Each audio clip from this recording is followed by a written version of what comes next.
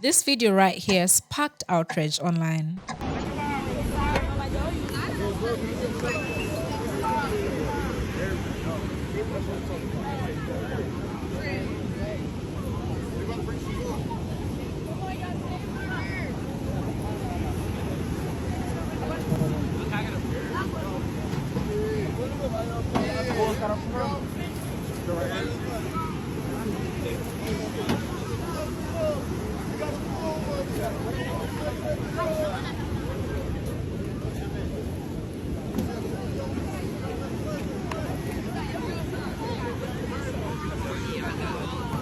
The video that you just saw is of teenagers from Philly who traveled to Ghana to sort of get back to their roots, to experience Africa on a whole different level, right?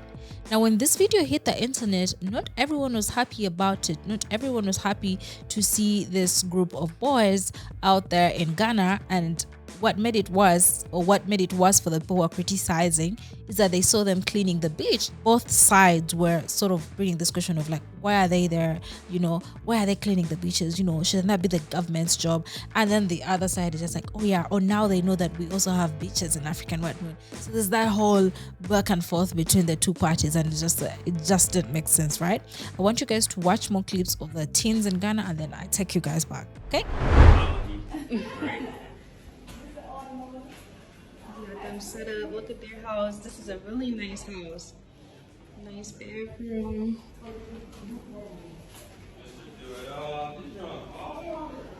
You like it? It's the same blood that is running through our vein. Whenever you feel like coming back, please come back. My grandfather always told me one thing. If you don't know where you are going, know where you are coming from. Know where you are coming from. So whatever they are doing to you over there, know that you have a home. Know how you have Wakanda. You have Africa. Motherland is still waiting and calling on you. Never forget, it all started from here. So when it's getting tough, remember that Motherland, Wakanda, Africa is calling on all of you.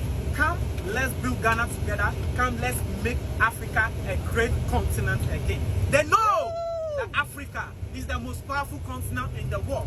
That's why they don't want us to be like them. But they lie. When our time comes, we will overtake them. Facts. Black is power. They know it. Black is power. They know it. They are doing everything at the right time. The right time. When that time comes, all of us in unity, we are rising up and show them that enough is enough. And for that thing to happen, it will depend on you, it will depend on me, it will depend on you, and it will depend on all of us. It's not only one person fight. All of us need to come together. That's why I don't like it when brothers are fighting each other. That Ghanaian man right there said something that just made me laugh. It's like, I don't like it when my brothers are fighting each other. I also actually don't like it too. It's a war, or it's a fight that doesn't make sense to me anyway, personally. Anyway, that's the man right there, and he's trying to instill the Wakanda spirit into these Philippines and whatnot, and he's very theatrical, if you can call it that. He's very like, ugh. But Africa is not Wakanda. I feel like that's the only segment that I do disagree about, because I don't know, you shouldn't give people the illusion that we have some minerals hidden somewhere and we have all this tech flying around and whatnot, right? Some of you might be wondering, why Ghana? Like, what makes Ghana so special? Now, you all might know that Ghana was one of the first African countries that introduced the year of return, which was calling the diaspora to come back to the motherland, right? They had a few incentives to get people to come on, a few incentives to get people to go back and do something with the country, or go back and have interest in Africa, right? Because most times people don't just look at Africa as like the next destination to either to visit, tour, to travel to relocate to. So when Ghana came up with a year of return, it was them putting themselves on the map and saying, hey, look what we have here. You guys are missing out on this, and we would love if you came over here, Okay, I want you guys to also know that there are a few other African countries that sort of embrace the year of return. There are other countries that sort of put themselves out there to be more welcoming to the diaspora. Countries like Kenya is big on that. Is it Libya or Liberia? One of the two. Gambia. So many other countries that have come forth to also join in this whole year of return, right? I want us to also understand the history of the year of return and why they did it and whatnot. So let's see this one. Now let's talk about what's happening on the other side of the ocean. Because while we've been fighting for space and survival in the West, something powerful has been brewing on the continent. In 2019, Ghana launched what they called the Year of Return, an invitation, open and intentional, calling Black people from across the diaspora to come home, and not just to visit, but to invest, to reconnect, to belong. And it worked, because that year alone, nearly 1 million people visited Ghana, many for the first time in their lives, talking celebrities, entrepreneurs, educators, people who had never set foot on African soil, but felt something shift the moment they did. And since then, more countries have joined the wave. Rwanda has offered investment visas.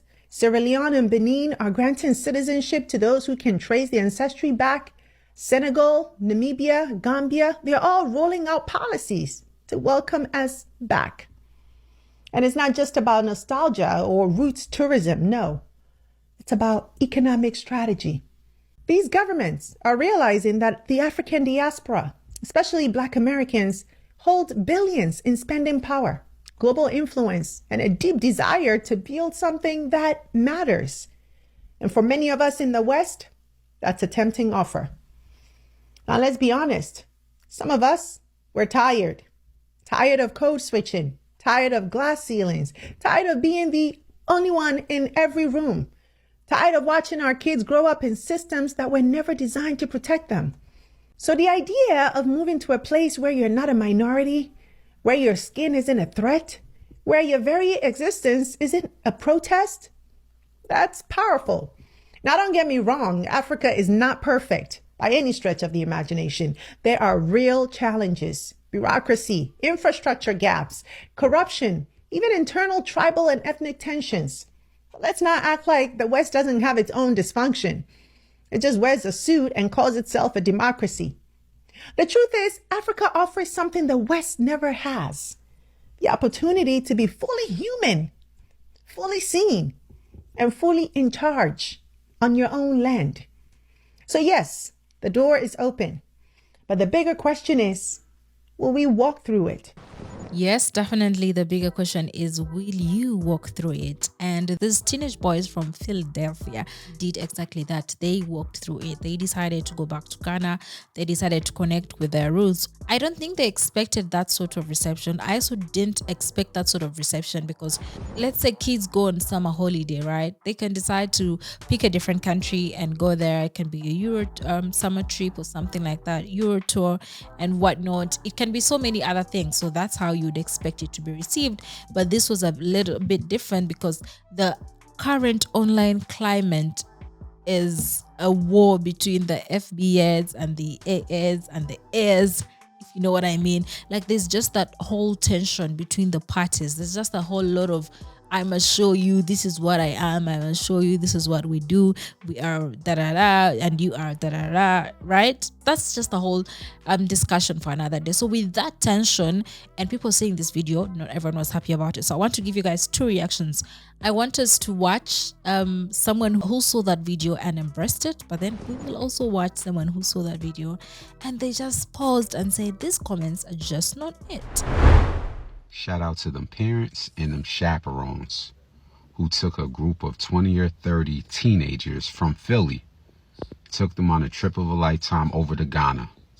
I saw that video before I went to bed last night. That's probably the dopest video I saw a while on this app. You know, we do a lot of diaspora wars and I never engage in it. Seeing them chaperones and parents take a group of 17, 15, 16-year-olds that they already had in a trade program to the other side of the world, to the continent of Africa, taking them to Ghana so they can see with their own eyes that the world... Hold on, I got the video I'm gonna play. Taking a total of 20 kids, then we're taking 12 chaperones, so it's a total of 32 people. In just about 15 hours, a group of Philadelphia teens is headed on what certainly will be a trip of a lifetime. They're leaving their neighborhoods and flying to Africa. The nearly 24 kids are traveling around 5,000 miles to Ghana tomorrow morning from New York City. We're really trying to dig deeper. You know, with all the gun violence that's going on in our city, we need to open up our minds. And just as crazy as it gets, we need to step the game up and do more. Anton Moore leads Unity in the Community, the anti-gun violence organization behind the trip. The organization teaches trade skills to teens in Philadelphia, taking them off the streets and showing them a better way. Why do you think it's important for other teens, young people like yourself, to go on this trip? It's an eye-opener for real. Like I said, most people don't go outside the city. Kamir Blackson is 17 years old and one of the 20 kids making that journey. He's been learning about carpentry for the last 2 years and tells NBC 10 this work can save lives. It gives a way out. Most kids don't know a way out. Like, a couple of people don't know trades or don't know different. That video symbolizes so much within our community. It shows black men stepping up within their community, engaging with young men. It shows young teenagers' ability, wanting to learn, and them getting involved in trade skills. Then it shows that, again, as we always say, the world is bigger than our little city that we were born in. As you heard the kid, like most kids never been out the city of Philadelphia. Every time we see Philly in the news, they're always showing some crime statistics. It shows solution. You always hear people say, well, what's the solutions? This is solution-based. You had a group of men and parents getting in the community and teaching these kids trade skills, but then saying, yo, we're going to show y'all, man, it's possible for you to get out of here. Like, there's a skit on Only Built for Cuban Links. I want to say Only Built for Cuban Links, but it's an album of Raekwon from Wu-Tang. And the skit is of Papa Wu. Rest in peace, Papa Wu. And he's speaking to Raekwon, and in part of it, he says, how far can thou travel? Thou can travel as far as the dimension that your mind can see. And I never forgot that skit that Papa Wu said on Raekwon's album. How far can thou travel? Thou can travel as far as the dimensions that your eyes or mind can see. And I'm paraphrasing it. Those kids from inner cities, whether it's Philly, whether it's Florida, whether it's New York, whether it's California, whether it's Detroit, those kids within our urban communities will be able to travel as far as the eyes can see. So if you're taking those kids, you showing them love, you teaching them trade skills, you now open their minds. Now it's not as impossible to make it out of Philadelphia without getting involved in gangs and gun violence. Now they're opening their mind. Oh, yo, we can network with black people on the other side of the world, on the continent of Africa. And I thought this was so dope because often on the internet, we engage in this diaspora war between black Americans and other people and the diaspora. And this is dope for that reason. Because in real life, I'm under the impression, in real life outside of the internet, the diaspora wars is BS. That's why I don't engage in them. Imagine telling that kid from Philly, those group of 17-year-olds, oh, yo, you don't need to, just take a trip to New York City. You don't need to go to the continent. Them kids was overly elated that a group of parents took interest in them and took them to the continent of Africa. Big salute to whatever that organization name is, because, again, that was the best video I saw on this app in a while, man. Well, the organization name is Philly to Africa, which is amazing that they are actually doing that. It's amazing that they took the initiative. Like I said, there was a positive reaction on the internet, but then there was also a negative reaction. Let's dive in. I just watched a video of Black American teens from Philadelphia, Pennsylvania, 16, 17, and 18-year-old teenagers in high school that were given a trip to Ghana. And hundreds of Africans, mostly Ghanaians, came to the comments and posted the most hateful and disrespectful comments. Many of them mentioned fundamental Black Americans and then said, see, we don't live in huts. Most of the comments were so disrespectful. I found this one comment and I'm really pissed off. It is 56 countries in Africa, 55 countries in the African Union. There are more countries in Africa than Ghana that are not xenophobic, that are not hateful, that do not spit white supremacy rhetoric. These Philadelphia teens went to Ghana, and the comment sections under some of the videos that I have seen have been disgusting, and the majority are Ghanaians living in Philadelphia. The disrespect is sickening, and I really wish that Black Americans would learn that there are other countries in Africa where this would not have happened. All the disrespect towards Black American adults they were made under the video of Black teenagers, children. I'm going to say it one more time. They were children, and these Ghanaians, mostly Ghanaians, came to the comments to disrespect Black Americans. I am so fucking sick of the white supremacy rhetoric and the hatred from Ghana.